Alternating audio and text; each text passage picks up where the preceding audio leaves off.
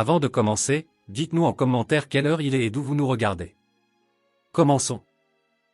Ils l'attachèrent au centre du camp tandis que le soleil grimpait vers midi. Les poignets de Royce Barrett brûlaient contre la corde rêche. Ses genoux s'enfonçaient dans la terre sèche autour de lui. Des visages avec qui il avait commercé pendant des mois le regardaient maintenant avec un jugement froid.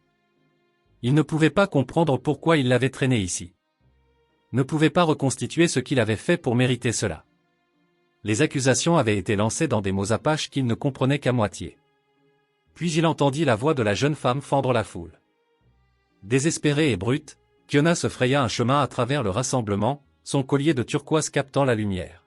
« Arrêtez !» cria-t-elle en anglais, puis en apache, ses yeux rivés aux siens pendant un instant haletant avant qu'elle ne prononce les mots qui allaient tout changer. « C'est mon mari. » Le camp tomba dans un silence si complet que Royce pouvait entendre son propre cœur marteler contre ses côtes. Kiona se tenait là, tremblante, sa poitrine se soulevant et s'abaissant au rythme de respiration rapide, sa déclaration flottant encore dans l'air comme de la fumée. Elle venait de faire voler en éclats le mur soigneusement construit entre leurs deux mondes. Le secret qu'ils avaient protégé pendant 8 mois. La vérité qu'ils avaient cachée dans des moments volés, loin de leurs deux communautés. Royce était arrivé dans ce territoire 14 mois plus tôt, transportant des outils et des articles en métal à échanger. Il avait appris des phrases de base en apache d'un vieux traducteur dans la colonie la plus proche. Assez pour montrer du respect, assez pour conclure des marchés équitables. Kiona avait été désigné pour aider à faciliter les échanges après que son père, un aîné respecté, se soit porté garant de l'honnêteté de Royce. Leur première conversation avait duré 3 heures. À la 5e rencontre, ils trouvaient des excuses pour se voir. À la 7e, ils savaient tous les deux qu'ils avaient franchi une ligne dont aucun ne pouvait revenir. Ils s'étaient mariés en secret 6 mois plus tôt, loin de leurs deux communautés, avec pour seul témoin un vieux prêtre qui ne posait aucune question. Depuis lors, ils se rencontraient dans des endroits cachés. Une grotte près de la rivière, une clairière au-delà de la crête, n'importe où ils pouvaient exister sans jugement. Royce ne s'était jamais senti aussi vivant que pendant ces heures volées, et jamais aussi terrifié de perdre ce qu'ils avaient construit. Mais maintenant, attachés devant toute la tribu avec la confession de Kiona résonnant aux oreilles de tous, leur monde caché avait explosé en pleine lumière brutale. Un homme s'avança de la foule, sa présence commandant une attention immédiate. Nolan Grave, l'oncle de Kiona, portait ses cheveux gris longs et détachés.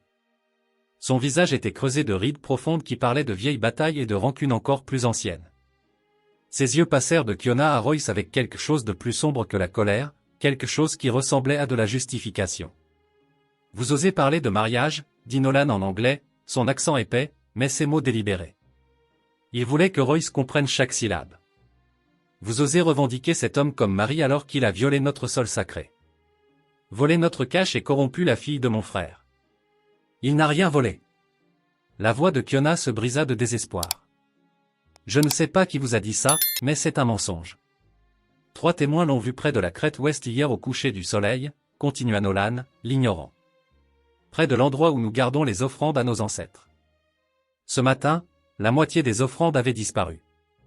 Il se tourna vers la tribu rassemblée, élevant la voix. Et maintenant, nous découvrons qu'il a empoisonné l'une des nôtres, la retournant contre son peuple, lui faisant oublier qui elle est.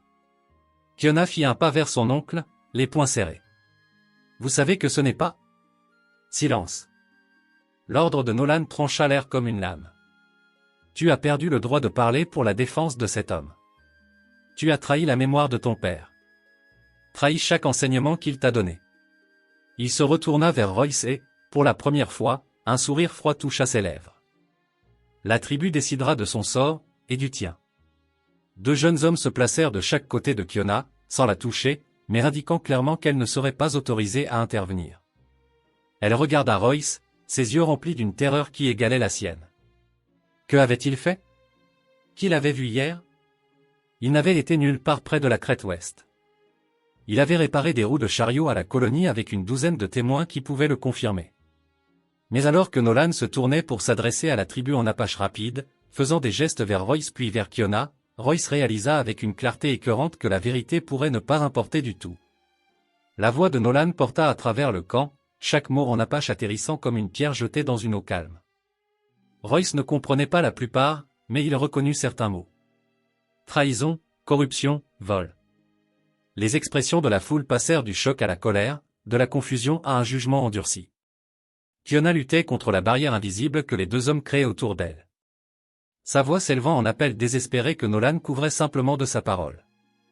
Une femme âgée s'avança, son visage buriné par des décennies sous le soleil. Elle parla directement à Nolan, son ton vif et interrogateur. Nolan répondit avec une confiance douce, faisant un geste vers la crête ouest, puis vers Royce. Les yeux de la vieille femme se plissèrent, mais elle hocha lentement la tête et recula dans la foule. L'esprit de Royce parcourait la journée précédente. Il avait passé tout l'après-midi à la colonie, travaillant sur les roues du chariot de Samuel Porter. Au moins 8 personnes l'avaient vu là-bas de midi jusqu'au coucher du soleil. Il n'était jamais allé près de la crête ouest. Quelqu'un avait menti. Quelqu'un l'avait délibérément placé à cet endroit. Mais qui bénéficierait de sa destruction? La réponse se tenait juste devant lui, s'adressant à la tribu avec une autorité exercée. Nolan Grave n'avait jamais caché sa désapprobation de la relation commerciale entre la colonie et la communauté Apache. Il s'y était opposé lors des réunions du conseil, lui avait dit Kiona. Nolan croyait que le contact avec les étrangers affaiblissait les coutumes traditionnelles, que permettre aux commerçants d'entrer sur leur territoire était le premier pas vers la perte de tout ce qui comptait.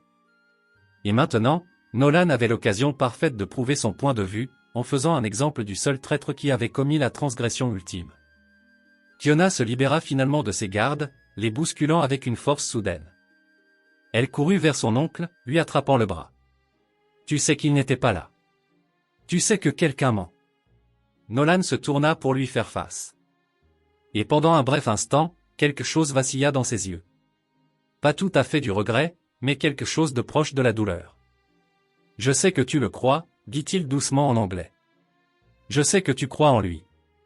C'est exactement ce qui rend cela si dangereux. » 3 témoins, insista Kiona. Qui sont-ils? Laissez-les parler. Laissez Royce faire face à ses accusateurs. Les témoins ont déjà donné leur témoignage au conseil, répondit Nolan. Leurs paroles ont été entendues et jugées véridiques. Alors laissez le conseil entendre sa défense. La voix de Kiona se brisa.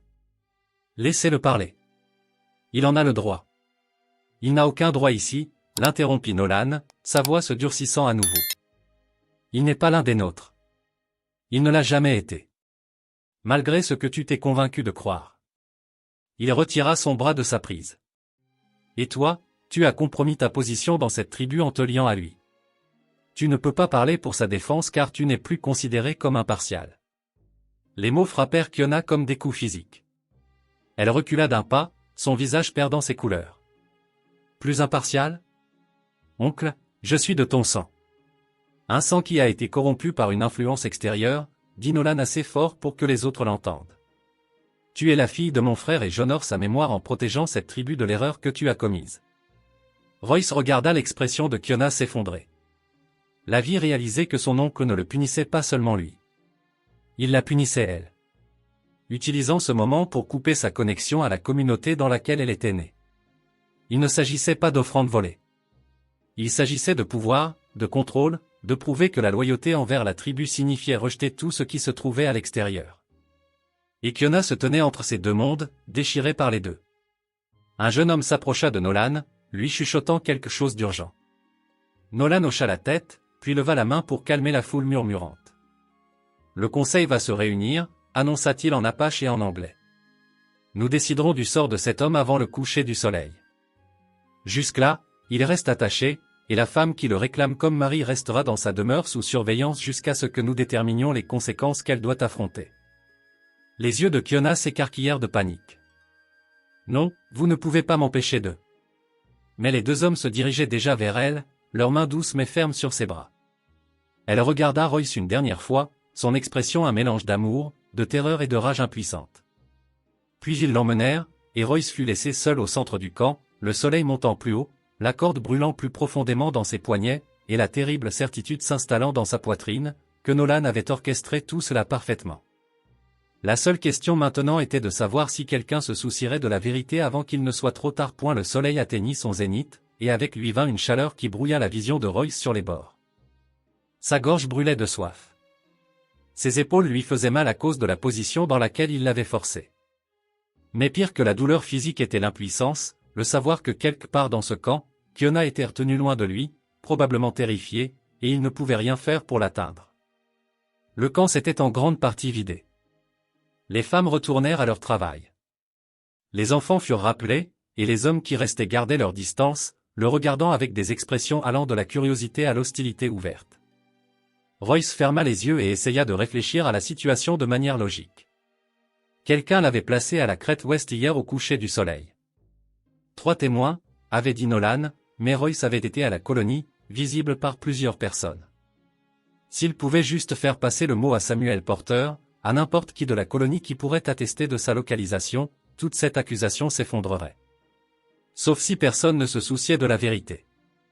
Des bruits de pas s'approchèrent par derrière. Royce se tendit, s'attendant à une autre confrontation. Mais la voix qui parla était plus jeune, incertaine. « Tu l'as vraiment épousée ?» Royce ouvrit les yeux et tourna la tête autant que la corde le permettait. Un jeune homme se tenait à quelques pas, peut-être 18 ou 19 ans, portant une chemise simple et un pantalon usé. Son visage exprimait plus de confusion que de colère. « Oui, » dit Royce, sa voix rauque à cause de la soif. « Il y a 8 mois. »« Comment ?» Le jeune homme fit un pas de plus. « Comment as-tu » ? Je veux dire ? Kiona n'a jamais semblé intéressée par quelqu'un ici. Son père avait l'habitude de plaisanter en disant qu'elle avait épousé ses livres et son travail de traduction. Nous avons parlé, dit simplement Royce. De tout, des différences entre nos mondes, de ce que nous avions tous les deux perdu, de ce que nous espérions. Il fit une pause, puis ajouta. C'est la personne la plus intelligente que j'ai jamais connue, et la plus courageuse. Le jeune homme l'étudia longuement. Je m'appelle Dalton. Je suis le cousin de Kiona, le fils du frère de son père. Il jeta un coup d'œil autour de lui pour s'assurer que personne n'était à portée de voix. Nolan est mon père. Le pouls de Royce s'accéléra. Alors tu le connais. Tu sais de quoi il est capable. Je sais qu'il croit nous protéger, l'interrompit Dalton. Je sais qu'il pense que le contact avec les colons détruira tout ce que nous sommes. Il s'accroupit, se rapprochant du niveau des yeux de Royce. Mais je sais aussi qu'il est différent depuis la mort de mon oncle. Plus en colère, plus rigide, comme s'il essayait de prouver quelque chose. Il essaie de prouver que je suis une menace, dit Royce. Et il utilise de faux témoignages pour le faire. Étais-tu vraiment à la colonie hier ? Demanda directement Dalton. Tout l'après-midi, à travailler sur les roues de chariot pour Samuel Porter. Il y avait au moins 8 personnes qui m'ont vu là-bas de midi jusqu'à bien après le coucher du soleil. Royce soutint le regard du jeune homme. Je n'étais nulle part près de la crête ouest. Quelqu'un a menti en disant m'y avoir vu. La mâchoire de Dalton se crispa. Les 3 témoins. Mon père n'a pas voulu dire qui ils étaient, juste que leur témoignage a été donné au conseil restreint. Il se leva brusquement, faisant quelques pas, ça ne semble pas juste. Rien de tout cela ne semble juste. Veux-tu m'aider ? Demanda Royce, le désespoir s'insinuant dans sa voix. Veux-tu dire au conseil ce que j'ai dit ? Veux-tu leur demander d'envoyer quelqu'un vérifier mon alibi à la colonie ? Dalton se retourna, le conflit inscrit sur son jeune visage. Si je m'oppose au jugement de mon père, je serai vu comme trahissant la famille, trahissant la tribu. Et si tu ne le fais pas, dit doucement Royce, un homme innocent pourrait mourir. Et Kiona, ta cousine, quelqu'un avec qui tu as grandi, perdra tout pour avoir aimé quelqu'un qui ne méritait pas d'être tué. Les mots restèrent en suspens entre eux. Dalton semblait déchiré, ses mains se serrant et se desserrant à ses côtés. Finalement, il parla, sa voix à peine plus qu'un murmure. Le conseil se réunit dans 2 heures. Ils voteront sur ton sort. Il jeta un coup d'œil vers le centre du camp où plusieurs hommes se rassemblaient. Mon père a déjà convaincu la plupart d'entre eux. Il planifie ça depuis qu'il a appris pour toi et Kiona, il y a 3 jours. 3 jours plus tôt. La chronologie se mit en place dans l'esprit de Royce. Quelqu'un avait parlé à Nolan du mariage il y a 3 jours, lui donnant le temps d'organiser ce piège élaboré. Le temps de trouver des gens prêts à mentir. Le temps de mettre en scène le vol. Le temps de faire passer cela pour de la justice plutôt que de la vengeance. Qui lui a dit ? Demanda Royce. Qui était au courant pour nous ? Mais Dalton s'éloignait déjà, les épaules rigides sous le poids de choix impossibles, et Royce se retrouvait avec 2 heures pour prouver d'une manière ou d'une autre son innocence à des gens qui avaient déjà décidé qu'il était coupable. À l'intérieur de sa demeure, Kiona pressa ses mains contre les murs tressés, sentant la texture de l'herbe séchée et des branches de saule sous ses paumes. Deux femmes montaient la garde à l'extérieur. Elle pouvait entendre leur conversation tranquille, leurs pas se déplaçant dans la poussière. Elles n'étaient pas là pour la protéger. Elles étaient là pour s'assurer qu'elle n'interférerait pas avec le jugement du conseil. Elle voulait crier. Elle voulait déchirer les murs et courir vers Royce pour se tenir entre lui et le sort que Nolan avait orchestré. Mais elle se força à respirer lentement, à penser clairement. L'émotion ne sauverait pas Royce maintenant. Seule la stratégie le ferait. Son père lui avait appris cela. Il avait été un maître négociateur, quelqu'un qui comprenait que la loi tribale n'était pas rigide. C'était une chose vivante, façonnée par les précédents et l'interprétation. Il y avait toujours des chemins à travers des situations apparemment impossibles si l'on savait où chercher. Kiona ferma les yeux et parcourut le souvenir des enseignements de son père, les lois concernant les étrangers, les lois concernant le mariage, les lois concernant les accusations et les témoignages. Et puis là, enfoui dans une conversation d'il y a des années, quelque chose que son père avait mentionné une fois sur une ancienne résolution de conflit, le droit du défi. C'était ancien, rarement invoqué de nos jours, mais cela n'avait jamais été officiellement retiré de la loi tribale. Quand quelqu'un était accusé d'un crime et clamait son innocence, il pouvait invoquer le droit du défi, non pas un combat physique, mais un test de vérité devant toute la communauté. L'accusé devait accomplir une tâche qui démontrait son caractère, sa connaissance des coutumes apaches, son respect pour la tribu. S'il réussissait, l'accusation était considérée comme fausse. Son père l'avait mentionné avec dédain, disant que cela appartenait à une époque où la tribu était plus petite et où tout le monde connaissait intimement le caractère de chacun, mais la loi existait toujours. Kiona se dirigea vers l'entrée de sa demeure. « Je dois parler au conseil », cria-t-elle. L'une des gardes se tourna. « Il t'a été interdit de t'adresser au conseil au sujet de l'étranger. »« Je ne m'adresse pas à eux à son sujet, » dit Kiona, gardant sa voix stable. « Je m'adresse à eux au sujet de la loi tribale, de mes droits en tant que membre de cette communauté. » Elle fit une pause, puis ajouta. « À moins que Nolan Grave n'ait décidé que sa nièce ne mérite plus de parler du tout. » Les deux gardes échangèrent un regard. Après un moment, l'une d'elles se dirigea vers le centre du camp. Kiona attendit, le cœur battant, son esprit réfléchissant à la manière dont elle présenterait cela. Elle avait une chance de changer la trajectoire de ce cauchemar. La garde revint avec un homme plus âgé, l'un des membres du conseil, quelqu'un qui avait bien connu son père. Son visage était buriné mais gentil, ses yeux empreints d'une tristesse qui suggérait qu'il comprenait plus qu'il n'était disposé à le dire à voix haute. « Parle, » dit-il simplement. « J'invoque le droit du défi, » dit Kiona, les mots sortant plus fort qu'elle ne le sentait. « Pour l'homme accusé de vol et de violation de sol sacré, je l'invoque en tant que son épouse, et je revendique le droit de le faire tester selon l'ancienne loi plutôt que d'être jugé uniquement par des témoignages. » Les sourcils du membre du conseil se haussèrent. Cette loi n'a pas été utilisée depuis plus de 30 ans. Mais elle n'a pas été retirée, insista Kiona. Elle est toujours en vigueur, et je l'invoque.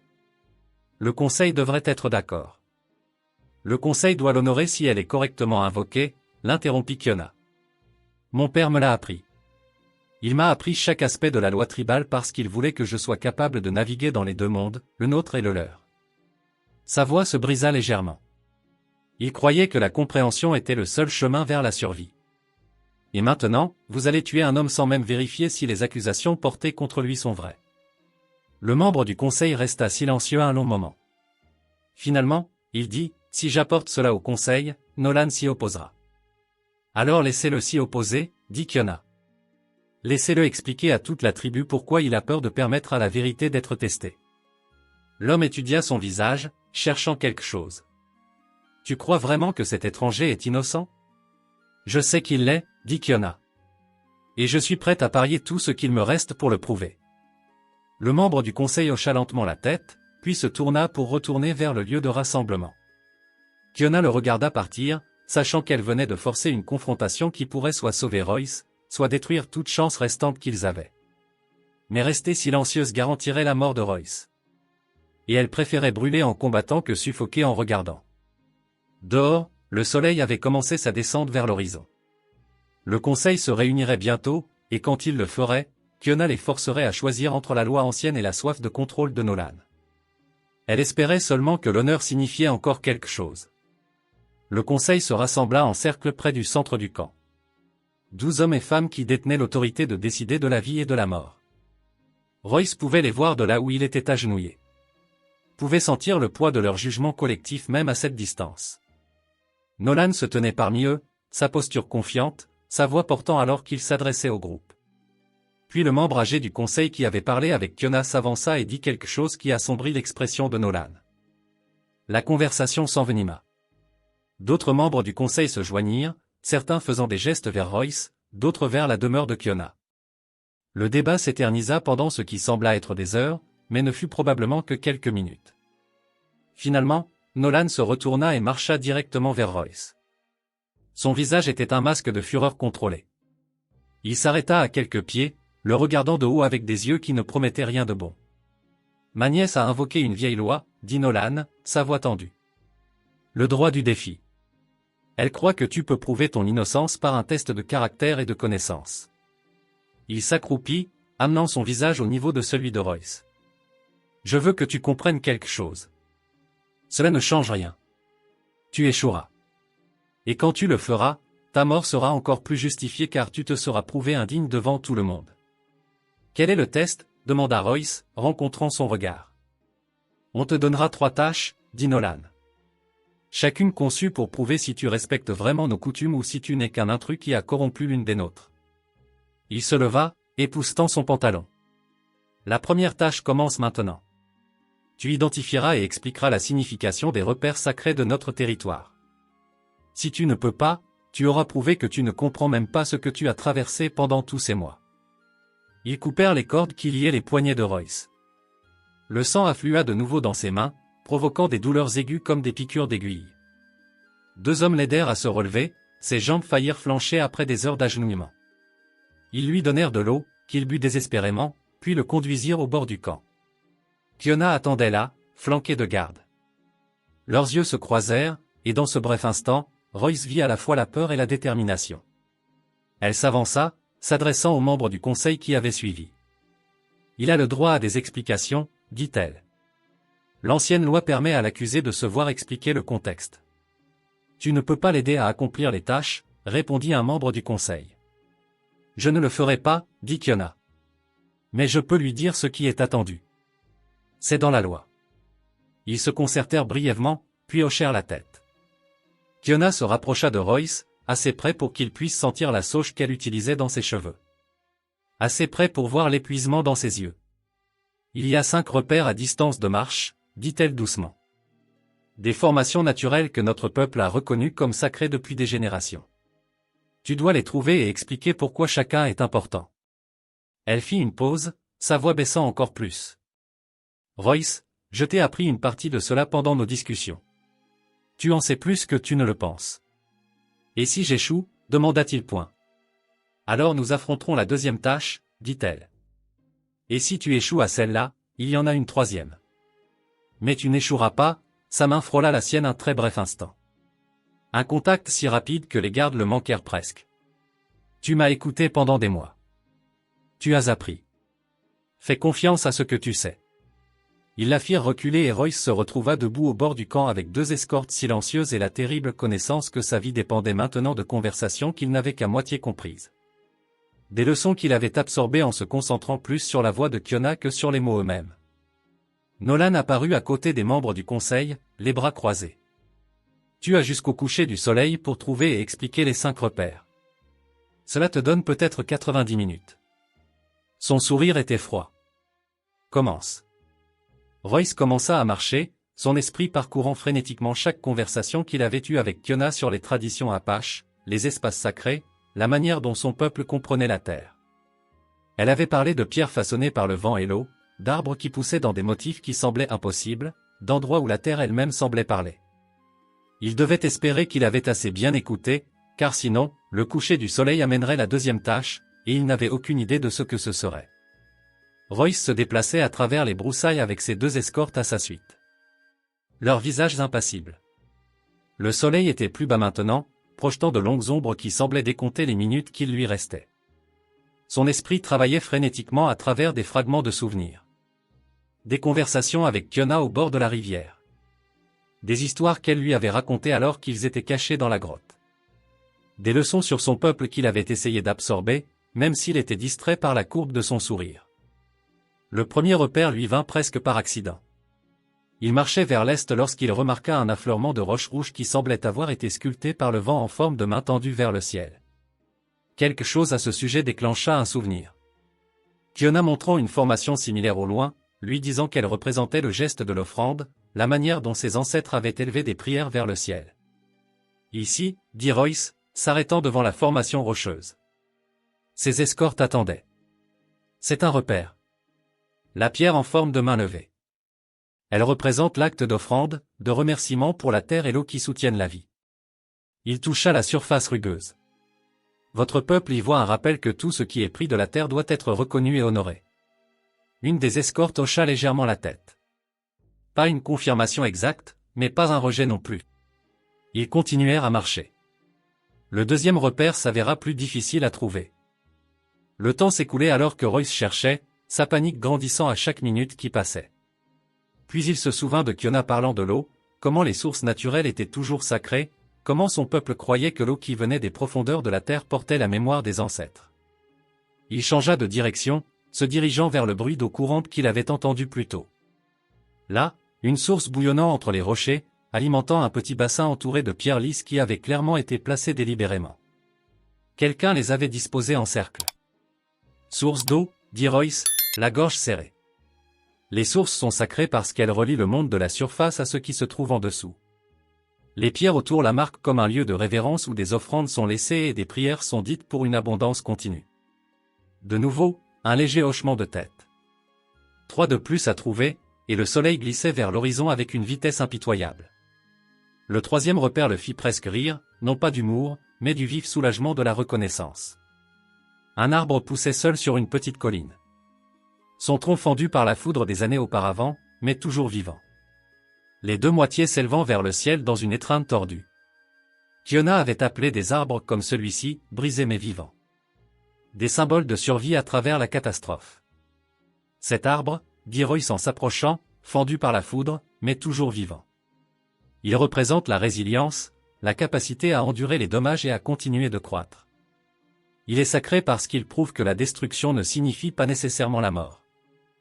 Les escortes échangèrent des regards. Le cœur de Royce battait la chamade. 2 de plus, peut-être 30 minutes de lumière restante. Il trouva le quatrième repère en suivant un sentier usé dans la terre, non pas par des humains, mais par des animaux. Il menait à une saline, un endroit où les cerfs et autres créatures venaient se nourrir des dépôts minéraux dans la roche exposée.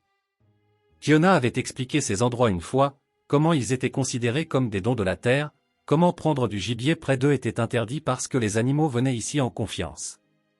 Saline, dit Royce, respirant fort maintenant à cause du rythme rapide. Sacré parce que les animaux viennent ici sans crainte, et chasser près de ces endroits viole la confiance entre le chasseur et le chassé. Il s'agit d'honneur et d'équilibre. 4 trouvés, 1 de plus. Le soleil touchait les collines lointaines, peignant tout dans des tons d'orange et de rouge. Les escortes de Royce avaient accéléré le pas, clairement conscientes du temps qui diminuait. Il lui restait peut-être 15 minutes. Pensez, qu'est-ce que Kiona lui avait appris? Quels autres repères avait-elle mentionné? Puis ça le frappa. Quelque chose qu'elle avait dit sur les endroits où différents types de pierres se rencontraient, où la terre montrait ses couches comme les pages d'un livre. Elle les avait appelées les « pierres d'enseignement » parce qu'elles révélaient le temps lui-même, montrant comment le monde avait été construit au fil d'innombrables années. Il se mit à courir maintenant, malgré ses jambes épuisées, cherchant le genre de falaise exposée qui montrerait une roche stratifiée. Les escortes trottinaient derrière lui, n'aidant pas mais ne gênant pas non plus. Et là, un petit canyon où l'érosion avait emporté le sol, révélant des bandes de pierres de différentes couleurs empilées comme un mur construit par des mains anciennes. Les pierres d'enseignement, Alta Royce, les atteignant juste au moment où le bord inférieur du soleil embrassait l'horizon. Où la terre montre son âge en couche, sacrée parce qu'elle nous rappelle que nous ne sommes qu'un petit moment dans une histoire beaucoup plus longue. Elles enseignent l'humilité. Il se tourna pour faire face à ses escortes, sa poitrine se soulevant.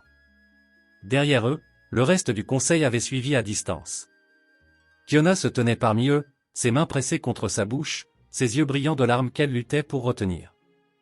Nolan s'avança, son visage illisible dans la lumière déclinante. 5 repères, dit-il lentement.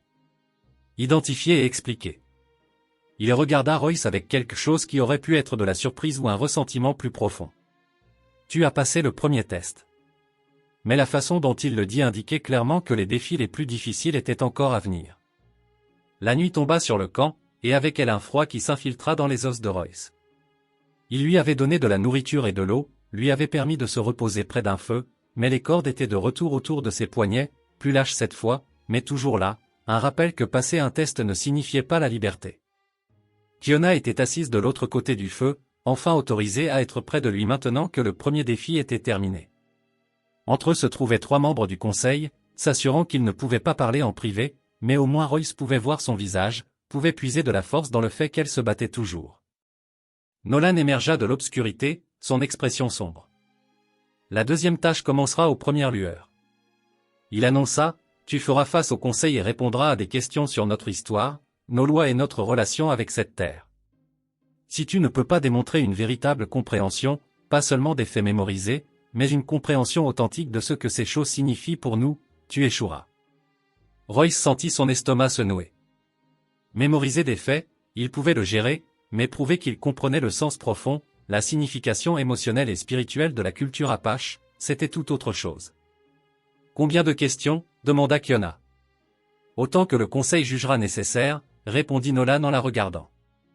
Jusqu'à ce qu'il soit satisfait qu'il comprenne ou non. Il fit une pause. Tu ne seras pas autorisé à l'aider cette fois. Aucune directive, aucun contexte. Il répondra seul. Après le départ de Nolan, l'un des membres du conseil, une femme âgée aux cheveux d'argent, parla doucement. Tu devrais te reposer pendant que tu le peux. Demain sera difficile. Mais Royce ne pouvait pas se reposer. Son esprit parcourait tout ce que Kiona lui avait jamais raconté sur son peuple, des histoires sur des ancêtres qui avaient survécu à des hivers impossibles, des explications sur pourquoi certains animaux n'étaient jamais chassés, des descriptions de cérémonies saisonnières et ce qu'elles représentaient. Il avait absorbé tellement de choses pendant leur temps ensemble. Mais l'avait-il vraiment compris? De l'autre côté du feu, les yeux de Kiona rencontrèrent les siens. Elle ne pouvait pas lui parler, ne pouvait pas lui offrir de conseils, mais elle pouvait le regarder. Et dans ce regard, Royce vit quelque chose qui calma ses pensées agitées. Elle croyait en lui. Elle croyait qu'il avait écouté, non seulement avec ses oreilles, mais avec son cœur. La nuit s'écoula lentement. Royce somnola par intermittence, se réveillant au son de mouvements. Alors que le camp commençait à s'animer avant l'aube, on l'amena au centre du lieu de rassemblement. Lorsque la première lumière grise toucha le ciel oriental, toute la tribu s'assembla, formant un cercle autour de lui. Ce n'était plus seulement un test. C'était un examen public pour savoir si un étranger pouvait jamais vraiment comprendre leur monde. Le conseil était assis devant lui. 12 visages, certains sympathiques, d'autres sceptiques, tous attendant de juger si l'amour entre lui et Kiona était construit sur un respect authentique ou sur l'ignorance et le désir seul. Un homme âgé parla le premier, sa voix portant dans le matin silencieux. Dis-nous pourquoi nous ne chassons pas près des sources d'eau pendant la saison sèche. Royce prit une inspiration. Il s'agissait de plus que de conservation, plus que de simple aspect pratique. Parce qu'en temps de pénurie, l'eau devient un sol sacré où tous les êtres vivants doivent venir pour survivre. Chasser là-bas serait violer la confiance de la terre elle-même, profiter du désespoir. Il s'agit d'honorer le fait que même quand on a faim, certaines choses comptent plus que son besoin immédiat. Plusieurs membres du conseil hochèrent légèrement la tête. Les questions continuèrent. Pourquoi laissons-nous des offrandes aux pierres d'enseignement? Pour reconnaître que la connaissance a un coût, que comprendre le monde exige de l'humilité et de la gratitude pour ceux qui sont venus avant et ont appris à travers leur propre lutte. Pourquoi certaines histoires ne doivent-elles être racontées qu'en hiver? Royce hésita sur celle-ci, fouillant sa mémoire. Kiona l'avait expliqué une fois, quelque chose sur les saisons et l'écoute. Parce que l'hiver est le moment où la terre se repose et où les gens se rassemblent. Les histoires racontées en hiver sont entendues différemment, avec une attention totale, sans la distraction du travail et de la survie. Elles sont destinées à être absorbées profondément, pas seulement entendues en passant. Les questions venaient plus vite maintenant, sondant plus profondément. Que signifie dire que quelqu'un marche entre les mondes?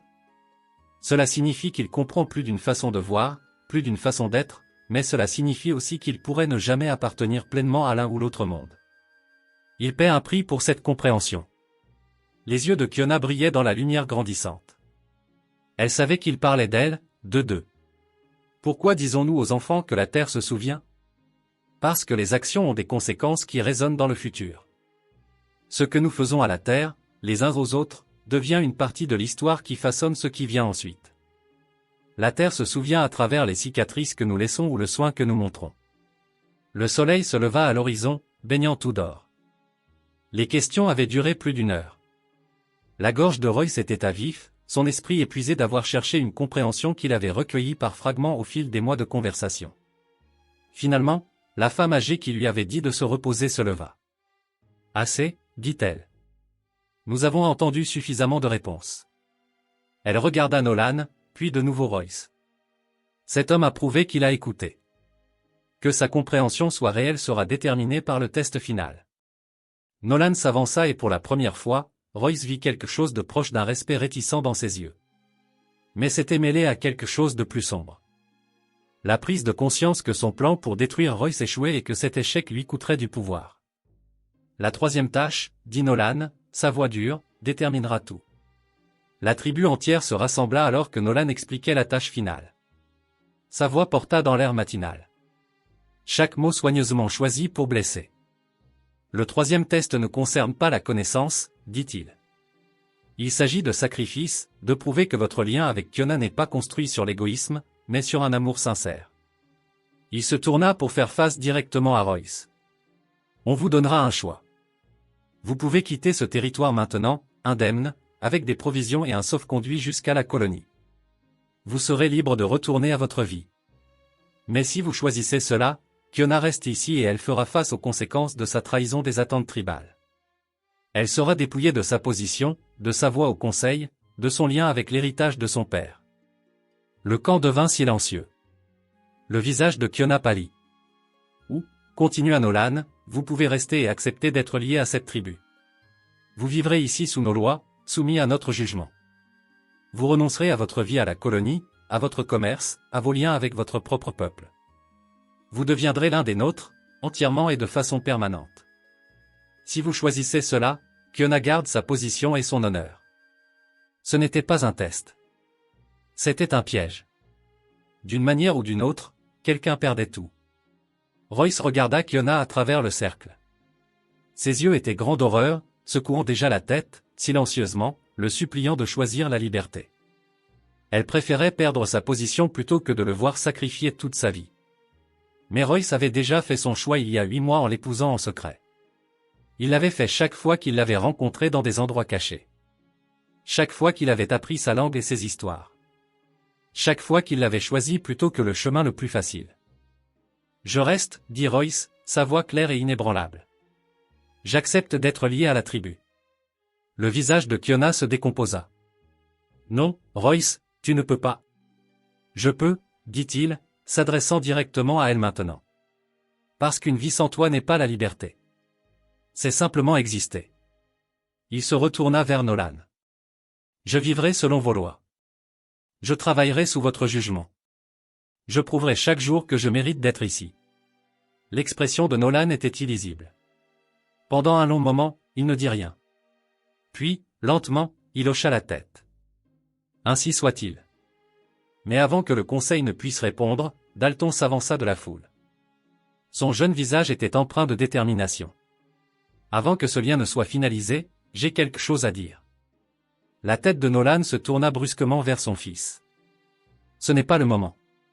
C'est exactement le moment, l'interrompit Dalton, sa voix tremblante mais ferme. Parce que je ne peux pas regarder cela continuer sans dire la vérité.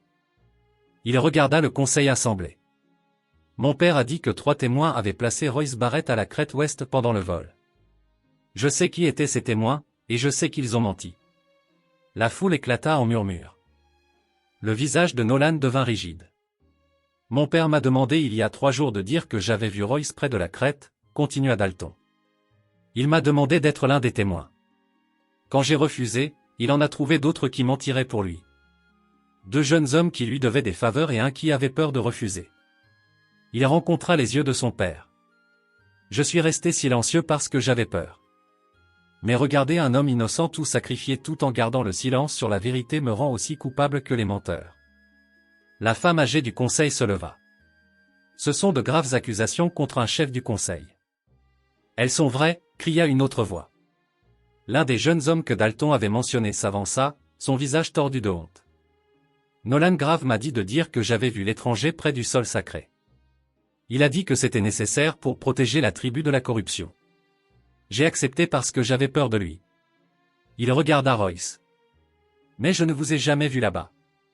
Aucun de nous ne vous a vu. Le rassemblement explosa dans le chaos. Des membres du conseil criaient, certains à Nolan, d'autres exigeant l'ordre. Kiona bouscula ses gardes et courut vers Royce, lui jetant les bras autour du cou, même si cela violait le protocole. Il la serra, la sentant trembler contre lui. Quand le bruit se calma enfin, la femme âgée parla avec une autorité froide. Nolan Grave, vous avez orchestré de faux témoignages. Vous avez manipulé la loi tribale pour une vendetta personnelle. Vous avez déshonoré la mémoire de votre frère et mis en danger l'intégrité de cette communauté. Nolan se tenait seul maintenant, ses partisans s'éloignant, son visage ne montrait aucun remords, seulement la colère amère de quelqu'un dont le plan s'était effondré. J'ai fait ce que je croyais nécessaire pour protéger nos coutumes. Vous avez fait ce qui servait votre orgueil, répliqua la femme. Et vous en subirez les conséquences. Le conseil délibéra brièvement, puis annonça sa décision. Nolan serait démis de sa position de chef. Il resterait dans la tribu, mais n'aurait aucune autorité. Et plus significativement, les accusations contre Royce Barrett furent déclarées fausses et nulles. Mais le lien demeurait.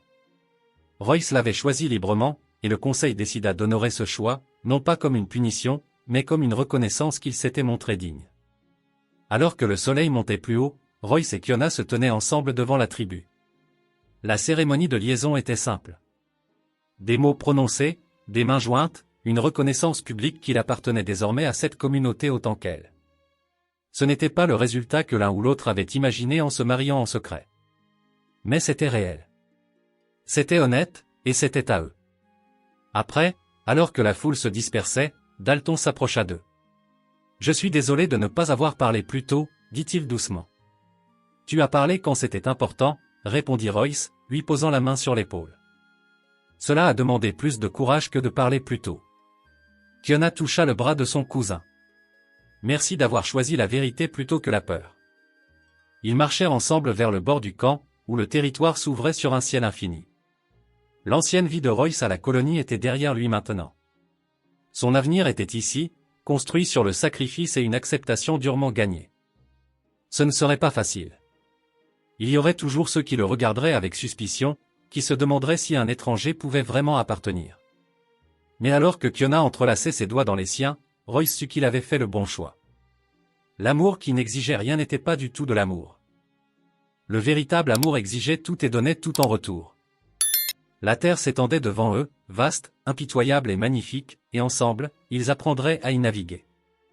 Si vous avez aimé cette histoire, cliquez sur la vidéo sur votre écran maintenant pour regarder un autre conte inoubliable où le courage et le destin se heurtent de manière que vous n'auriez jamais imaginé. N'oubliez pas de vous abonner et d'envisager un super chat pour nous aider à continuer de vous apporter plus d'histoires comme celle-ci. Votre soutien est tout pour nous.